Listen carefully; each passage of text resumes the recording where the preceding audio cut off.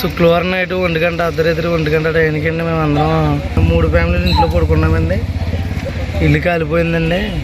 హఠాత్తుగా జరిగిందండి ఇది. అయితే ఇల్లు అంతా కాలిపోయిందండి. బయట అందరూ కేకేసి మమ్మల్ని బయటికి లాగారండి. కట్టుబట్టలతో బయట అడ్డామండి. రామనాయుడు గారి ద్వారా సామానం పట్టుకొచ్చారండి. బిందులు, దుప్పట్లు, ఇటువంటి వస్తువులన్నీ, విలువైన వస్తువులన్నీ ఎట్టుకొచ్చి ఇచ్చారండి ఈరోజు. మాది చింతలగూరం గ్రామం అండి. మొన్న శుక్రవారం నైట్ మాది ఇల్లు కాలిపోయిందండి. గ్యాస్ బండ్ కూడా తలంపాలు కాడ ఉంది. దేవుడు ఎంతగానో కాసి కాపాడాడండి. పిల్లలతో సొద్ద గ్యాస్ బండ్ పేలిపోయి ఇల్లు అంతా సర్వనాశనం అయిపోయింది. నిమ్మలనారాయణ గారు ఈరోజు బియ్యం పెట్టి వండుకోవడానికి సామాను, నూనె, పప్పు అన్నీ పట్టుకొచ్చారండి.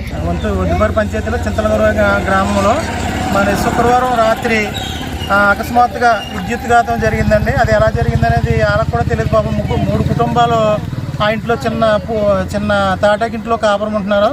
దేవుడి దయ వల్ల ప్రమాదం అంటూ జరిగింది, కానీ ప్రాణ నష్టం అయితే జరగలేదు. ఇదే విషయాన్ని మేము మన స్థానిక శాసనసభ్యులు, మంత్రివర్యులు నిమ్మల రామనాయుడు గారి దృష్టికి మా నాయకులు, సర్పంచ్ గారు మేము అందరం కూడా తీసుకెళ్తే మాకు ఈవేళ నిత్యావసర సరుకులు, బియ్యము, పప్పు, అలాగే బియ్యము డబ్బాలో అన్ని నిత్యావసర సరుకులు మన రామనాయుడు గారు ట్రస్ట్ ద్వారా, ధర్మారావు ఫౌండేషన్ ద్వారా ఈవేళ ధర్మారావు ఫౌండేషన్ సభ్యులతో పంపించడం జరిగింది.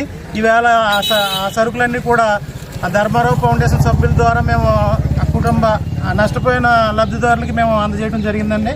ఓడూరు మండలం ఒద్దుపర గ్రామంలో మునగలేటి వెంకటేశ్వరరావు గారు వారి 3 ఫ్యామిలీలు ఉంటుంటే ఆ ఇంట్లో అర్ధరాత్రి 1 గంట సమయానికి మరి ఇల్లు కాలిపోవటం జరిగింది. మంత్రివర్యులకి తెలియపరచడం జరిగింది. రామనాయుడు గారు వెంటనే సహాయము ధర్మారావు ఫౌండేషన్ ద్వారాగా మరి బియ్యము, మరి పప్పులు, కందిపప్పు, మంచినూనె ప్యాకెట్టు, తర్వాత రైస్ పెట్టుకోవటానికి డబ్బాలు, బిందులు పంపించారు. మరి ఆయన మేలు మేము ఎప్పుడు కూడా మర్చిపోలేము.